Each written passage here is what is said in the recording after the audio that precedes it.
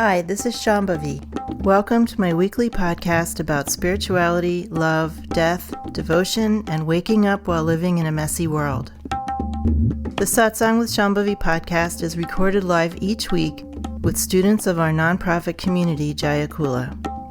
For more information and to find out about attending a satsang, visit jayakula.org. Thanks for listening. Much love to you, wherever and however you are. There's a famous story that some of you might have heard around the spiritual water cooler. It's about the Gurdjieff community, which still exists, but it was sort of one of those wacky traditions just made up by one guy. And I think he's Russian, or was Russian, I'm not exactly sure. But in any case, there's a famous story about him. He actually had a lot of movement practices that he developed. If you look on YouTube, you can find these movement practices. They're very funny. They're kind of robotic. It had something to do with the marriage of technology and spirituality, and I'm not really sure. But in any case, there's a story that they had this community, and there was somebody who came and became part of the community who really just annoyed the crap out of everybody. Whatever this guy's behavior was, everyone just found it really awful. And eventually they kind of chased him off, and this guy was leaving, and he was outside where he was just about to leave, and Gurdjieff ran after him and said, "Please stay, I'll pay you to stay." Because he felt it was good for people's sadhana if they had somebody who was really, really annoying around. And I wanted to bring this up because it relates to two things that are very important for us to consider. Maybe it relates to infinite things that are important for us to consider. But one is that one of the biggest obstacles that we have right now in this time and place, in this culture, to sort of going deeper into our sadhana, to understanding what spiritual community is really about, to really understanding how to work with a teacher and being willing to do all of these things, is that we have a very strongly, many of us, firmly held concept that things that are uncomfortable aren't good. And that in some ideal world, we would be comfortable all the time. We would be around people who never annoyed us. And everything would be easy and always succeed. You know, if we look at how we've internalized the American self-mythos, this is how we've internalized it. Everything should be good. Everything should be always improving. We should always be comfortable. And being annoyed or upset by something is bad. This is a huge obstacle to spiritual life in general, whether you're studying with a teacher or not. And I bring this up because occasionally someone says to me in private, because they think it's a private thing, "I don't want to come to satsang," or "I don't want to be part of the community because somebody is annoying me," or "I'm angry at somebody," or "I don't like somebody," this kind of thing. And this just happened recently, and I said to this person, there are 45 people who are sort of in the group of people from Jayakula that are kind of working together more closely. And I can tell you that it's a statistical improbability that only one of those people is ever going to annoy you or upset you. This one person that you're annoyed with or upset with is just the tip of the iceberg. And that we are just a motley crew of messy humans, and people are going to disappoint you, they're going to upset you, they're going to anger you, annoy you. Some people never will, some people will, you don't know, but this is just part of being in a community of people, and it's also part of what we're working with in our sadhana. If we had a community of people who never annoyed each other, no one ever got angry at anybody else, everyone behaved perfectly according to your expectations, what would you do when you stepped out the door? You wouldn't be able to handle it. Everything would just seem completely chaotic and unmanageable. The idea is that we're in a community with these disparate, messy people so that we can learn to recognize and respect everybody's unique dimension, and to be more relaxed around all the different ways that people are showing up.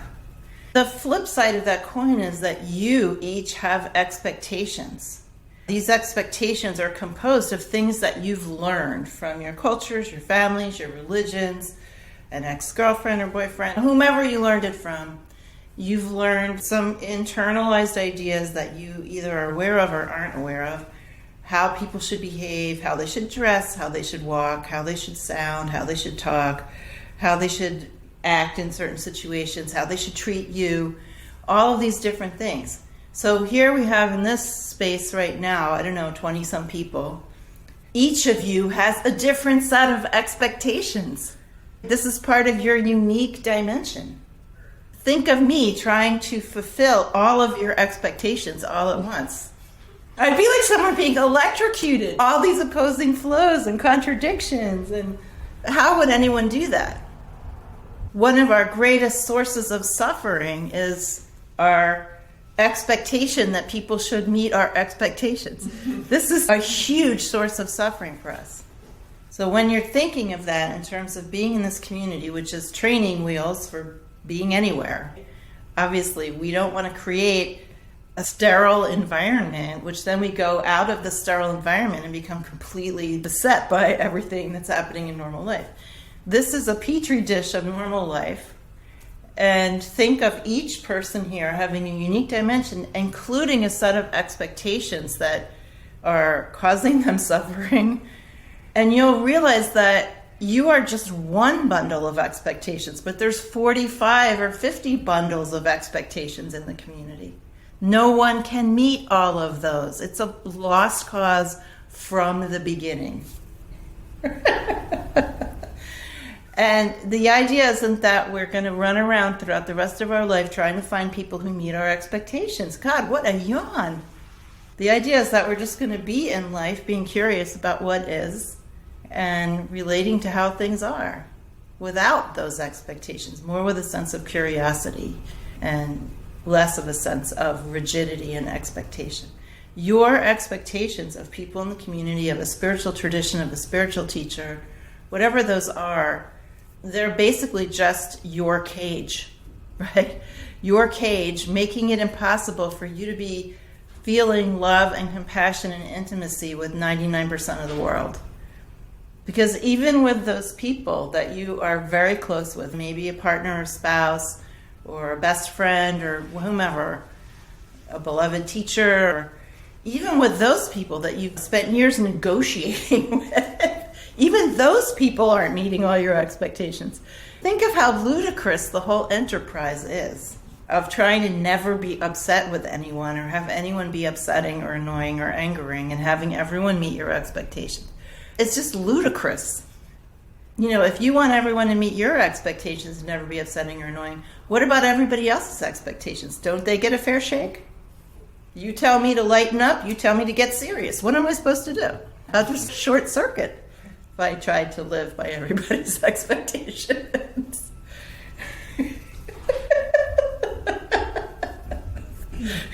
So think about that. Next time you have reactions to people here, they are your reactions. They're your reactions. That's fine. They're material for you to work with. But don't expect anyone else to live in response to your reactions. Because then I want you to immediately think of the other 45 people in the community and their reactions and demands. Yours are just in the mix. The other aspect of this is that your spiritual life is for you. Coming to satsang is for you. Sitting on a cushion and doing sadhana is for you. Relating to the teacher is for you. Relating to the people in the community is for you to wake up, to discover more freedom. If you come here with your little orchestra baton waving, wanting everyone else to do shit, you are not doing anything for yourself except reinforcing your way of life that you came here with. I think that the 12-step program thing of take what you need and leave the rest is a beautiful thing to remember. Don't sit around waiting for other people to be a certain way before you get a spiritual life. That's not what it's about. If you waited to get what you want, if you waited for everyone else to conform to how you think they should behave, you'd be just waiting forever. Forever and ever and ever and ever. But now on a different topic, people are even afraid to take what they need because they don't want to be seen to be needy. Because when we ask for what we need or what we want, that's very vulnerable. And some of us are not willing to do that. So we play it cool. But all of these things are just in your way. They're just 100% in your way. Think about the beauty also of just being with a group of people that you didn't choose, all doing this messy thing together. It's very poignant and very beautiful. I have a related question. I was thinking about my expectations of life and how I kind of cycle between hopefulness and hopelessness. And I was thinking about the way you talked about expectancy instead of expectations, and also the hexagram, no expectations. And I wondered if you could riff some more about that. Sure. In between hopefulness and hopelessness, there's actually something else. Like what's actually happening. Right? Yeah, I think that takes that. Right? Yeah. Hopelessness is about what's not happening. Hopefulness is about what isn't happening but could happen, you think. Yeah. And in between is this vast territory of life that's actually happening. So that's what we want to be paying attention to. But expectancy means that we understand we're in impermanence, and that impermanence is full of wisdom. It's made of wisdom. That impermanence is like a grand parade. Things just keep rolling along. Everything just keeps changing. It's like this panoply in front of one's eyes. Life and color and form and circumstances and people and losses and gains and everything just happening all the time. So expectancy means that we live in expectancy of that arrival. That this life is just continually arriving right at our doorstep. And it never stops. That's the expectancy, that we're just looking at what's arriving and we're relating to that. Expectancy also has an attitude of curiosity about what is arriving, or we could say the guest that's always arriving, meaning the host, meaning Lord Shiva, always arriving in all these forms. So a sense of curiosity, this is something that we also lose a lot because we worry, we're so self-absorbed that we lose our attitude of curiosity towards what is actually happening. And a sense of wonder that anything's happening at all. That all these things are just continually going on. It's magic. Incomprehensible, really. And it outruns any possible idea we could have about it, which is also marvelous. So that's expectancy. But curiosity is the main thing. This always arriving, that we're just relating to it. One of the former spiritual communities I was involved in, I was always struck by how boring some of it was, because the people in the community were so self-absorbed that they really never read a book or talked about anything but themselves. And I'm happy to say that's not quite the case here, but we want to have a sense of curiosity about what is going on, not just despair, not just hopefulness, not just complaint, not just expectation, not just worry. We want to just have a sense of plain old curiosity about it. Even like somebody who annoys us, like just curiosity. Why is that person annoying me? As I said, there are no annoying people. There are only people who are annoyed. Why is that? What is our annoyance really talking about? Or what is our disappointment or our anger or our sadness? What is it really talking about? Because we can always walk backward from these reactive conditions to the absolute, to wisdom. There's always a through line between our most contracted way of reacting to things and wisdom. So we have to get in the habit of doing that instead of trying to make everyone else make us feel better by conforming, But the funny thing is that if everyone did conform to our expectations, our reactive emotions would just continue anyway, because there are patterns. They don't really have to do with what's happening. They're actually divorced from what's happening. Anybody who has a Pitta constitution like me knows this, if they have any self-awareness. One time I went into a diner. It was actually this really old kind of cafeteria that I don't think they have anymore, called an automat, where you get food and it's in these like refrigerated cases with turns, the food turns, and you pick little pre-made dishes off of these little turning shelves. So my aunt actually got deviled eggs out of one of these turning things and then complained about something to do with them and sent them back to the chef. She had a very petite constitution. You can find anything to complain about. Just a quick comment. It was at the Cave of the Heart retreat, and that just really showed me how you not giving me what I want or expect, just how important that is. Yeah. I don't know what it was I didn't give you, but people want all kinds of things from the teacher. You come to any teacher with all the different things you want from everybody and then some. But a lot of those things, 90% of those things, are an ask that the teacher participate in your same old patterns with you. So you're approaching the teacher to participate on your terms, basically, or with an expectation that that relationship is going to be just like other relationships, but maybe more supportive or something. A lot of a relationship with someone who's really engaged in working with a teacher is about not getting what you want. Because then if you don't get what you want, you see what it is that you wanted.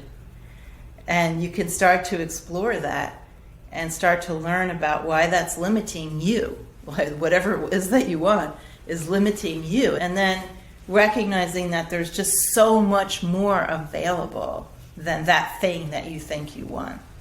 You want instant chocolate pudding, but the teacher's offering you creme brulee. So if you keep asking for instant chocolate pudding, what am I going to do? I either have to give you instant chocolate pudding and wait for a better day, or I have to say no and wait till you notice that there's some creme brulee in my hand.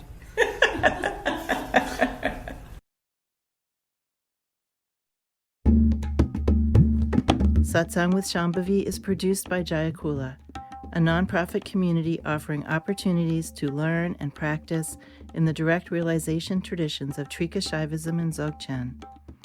If you enjoyed listening, please help us keep this podcast and many other teachings open to all by making a monthly or one-time donation.